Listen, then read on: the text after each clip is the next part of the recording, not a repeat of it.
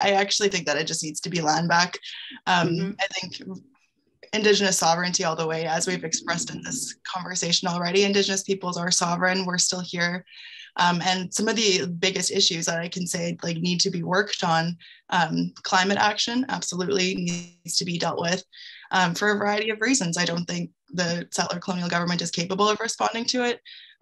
One, I think mainly just like a structural issue, I think, is that, you get reelected every 4 years, but we need long-term action for climate. And so I just, any steps that governments take can always be dissolved in the next parliament, depending who wins an election. And, that's just not the type of stability that we need for actual climate action to be able to save our lands. And the next priority that I would highlight would be abolition. I think moving away from carceral approaches to how we handle justice. I think that we can agree as a society that we do not need to be inflicting violence on each other, that we can treat each other with compassion and love and recognize each other's humanity. We don't need to live in a world where police officers can kill, children in the streets in Winnipeg and get away with it. That's not a world that I want to live in.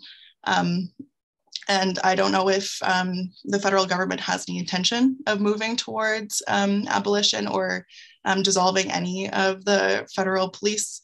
I think about, as a Métis person, the Northwest Mounted Police were created to inflict genocide against our peoples in 1870 under Garnet Wolseley.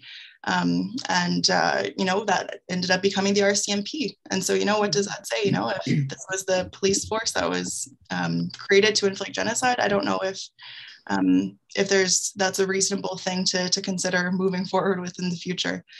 And then my third priority is solidarity with the Global South. I think we need to start looking beyond colonial borders, because our climate is changing, and there are people who need help. There are island states that are disappearing. There are people who are dying because of heat.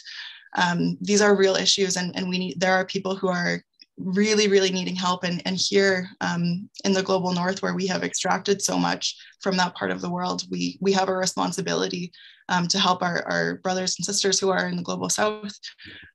We've really benefited even Canada itself has benefited so much from the extraction of the world's poor. And I think that it's time to